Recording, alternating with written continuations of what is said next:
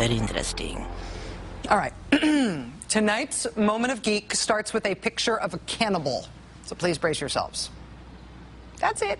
A little frog cannibal. This is the first known example collected in 1940 of the hula-painted frog. Scientific name, which itself is awesome, Discoglossus nigriventer.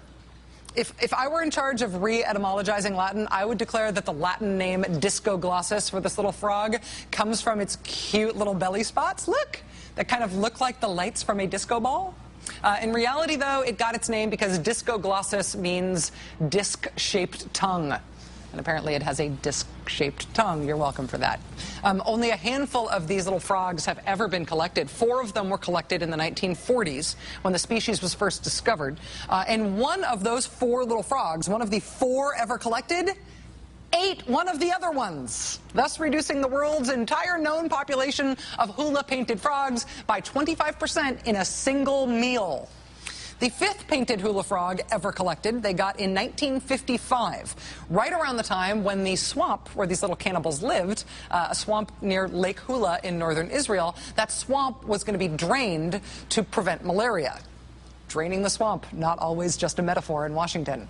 Apparently, the draining the swamp action also prevented the hula-painted frogs, because in 1955, that was the last time anybody ever saw one of these guys. They were declared extinct in 1996. Psych!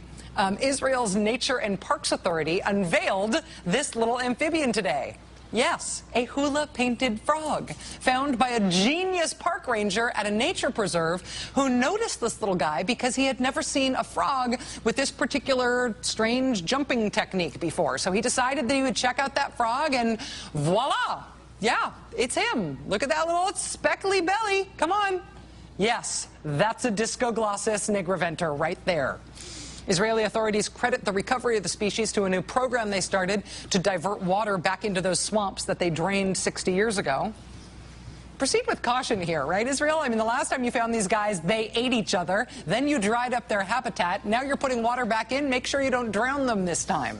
Incidentally, there is an international amphibian hunt going on right now for more species feared extinct.